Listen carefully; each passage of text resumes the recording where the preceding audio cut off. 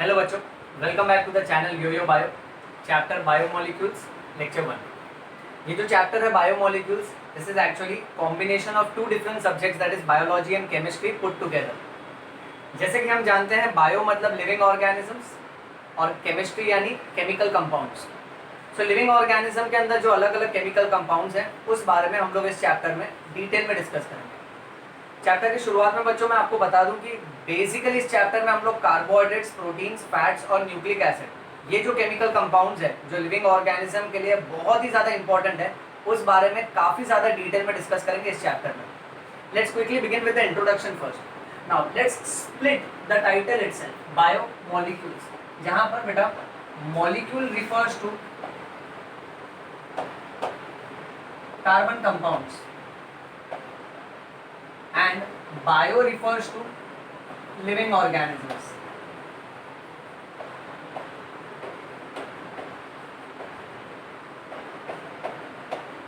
So the carbon compounds which we find in living organisms, these are usually referred to as biomolecules.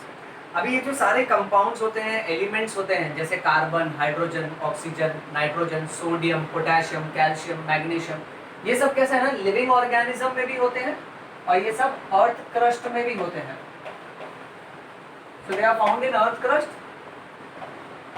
and they are found in living organism. So जाहिर सी बात है, ये सब living organism में आया कहाँ से? ये कुदरत से आता है। This is coming from the earth crust. अब ये सारे एलिमेंट्स को और सारे कंपाउंड्स को डिटेल में समझने के लिए और एनालाइज करने के लिए we will start with an experiment. The experiment says, suppose we take a living tissue. एक लिविंग टिश्यू ले लेते हैं। For example, you can take a piece of vegetable और you can take a piece of liver of any animal. अब इस tissue को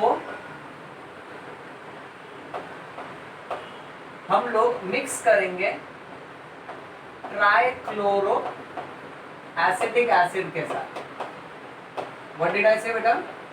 trichloro acetic acid.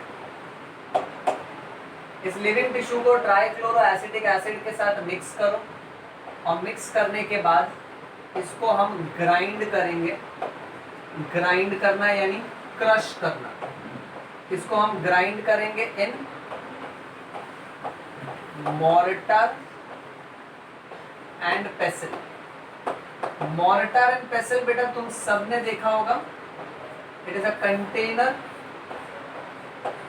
Which basically looks like this. Pharmacy में बहुत ही ज्यादा फेमस है mortar and pestle. And we have this small section, this too is called as mortar and pestle. ये grind करने के काम आता है, क्रश करने के काम आता है। तो अगर हम लोग एक लिविंग टिश्यू को ग्राइंड करते हैं मॉर्टर एंड पेसिल में, देन बेटा it forms a slurry. Slurry का क्या मतलब होता है? पेस्ट। ओके, फिर इस स्लरी को हम लोग स्ट्रेन करेंगे। स्ट्रेन करना यानी यहाँ पर मान के चलो हम लोग उसको फिल्टर कर रहे हैं, उसको छान लेंगे। और छानने के लिए हम लोग किसका इस्तेमाल करेंगे? We will make use of either cheese cloth और कॉटन। अच्छा, अब बच्चा suppose for example this represents the cheese cloth और द कॉटन। ओके, और जब हम लोग इसको छान लेंगे ना, तो कुछ कंपोनेंट छन के इस तरफ आ जाएगा बेटा, और उस पेस्ट में से कुछ कंपोनेंट छनेगा नहीं बेटा, फिल्टर नहीं होगा, वो पीछे का पीछे ही रह जाएगा। तो जब भी हम लोग ये पूरे पेस्ट को चीज क्लॉथ और कॉटन से छान लेंगे, तो कुछ मटेरियल छन के फिल्टर होके इस तरफ आ जाएगा और कुछ मटेरियल पीछे रह जाएगा। अब जो फिल्टर होके इस तरफ आया है, फिल्टर होके आया है, इसीलिए उस कंटेंट को हम बोलेंगे filtrate.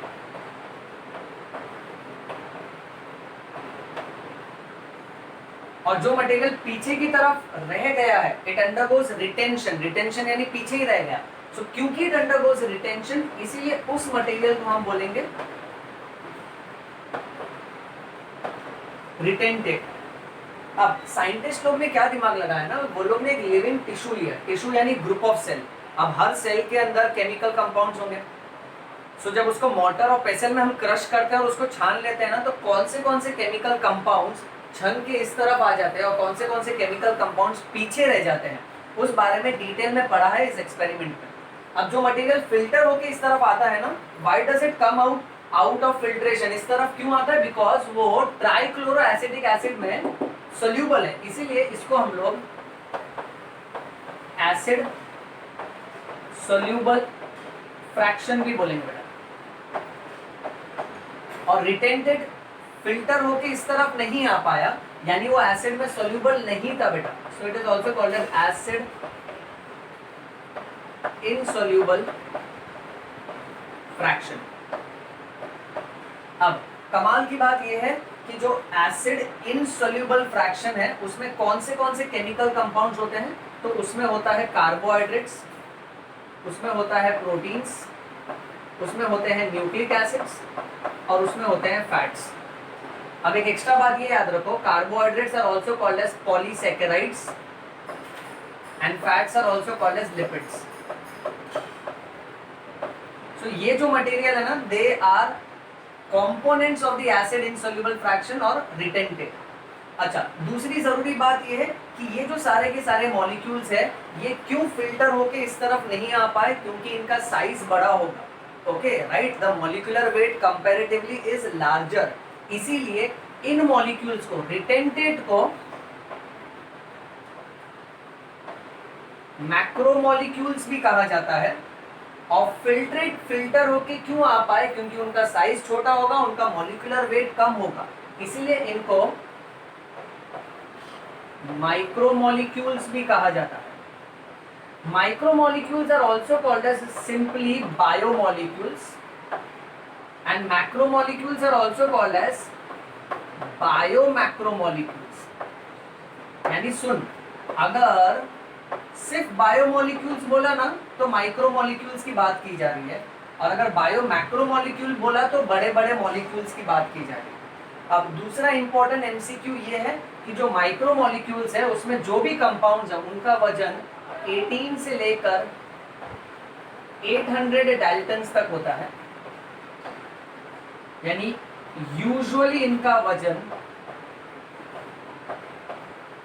It is usually less than 1000 Dalton.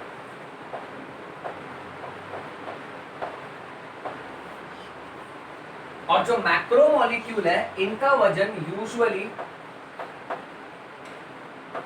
10,000 Dalton's होता है। अब यहां से एमसीक्यू चालू हो गया बेटा। देख, जो मटेरियल फिल्टर होके इस तरफ आया उसको फिल्ट्रेट बोलते हैं, जो मटेरियल पीछे रह गया उसको हम लोग रिटेंटेड बोलेंगे। Retentate is also called as acid insoluble fraction. उसमें carbohydrates that is polysaccharides, proteins, nucleic acids and fats that is lipids, ये सारे कंपाउंड्स होते हैं।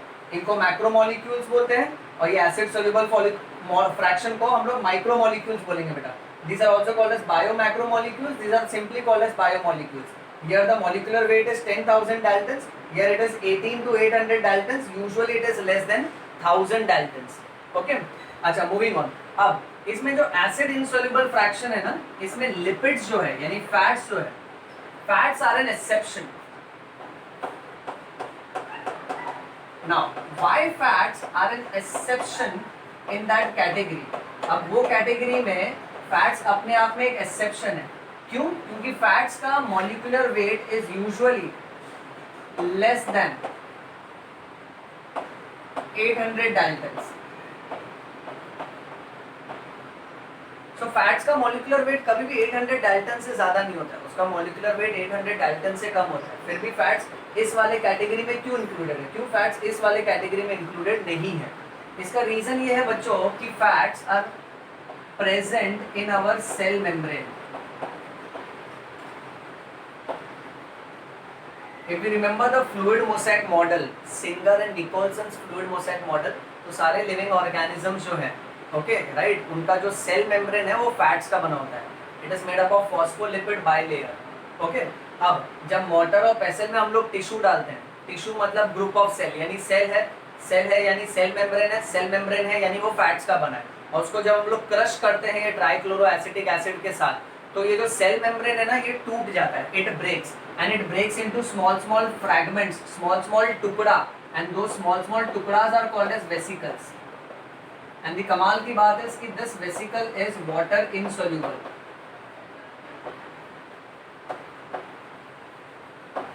And since it is water insoluble, that is the reason why the vesicle cannot go through and through along with trichloroacetic acid, because trichloroacetic acid which we are taking over here is dilute trichloroacetic acid. It has water component also into it. Okay, now the next important topic in itself is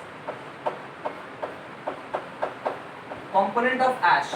बच्चों कैसा होता है ना, हर living cell के अंदर organic और inorganic okay दोनों तरह के कंपाउंड्स होते हैं। अब ये जो इनऑर्गेनिक कंपाउंड्स है इसके बारे में हम लोग कैसे एनालाइज करें और इसके बारे में कैसे हम लोग पढ़ें, ओके उसका पूरा का पूरा डिटेलिंग ऐश के टॉपिक में आता है। ऐश का हिंदी में मतलब होता है राख। यानी अब ये कैसा है ना कि अगर तुम कोई भी लिविंग टिश्यू ले लेते हो,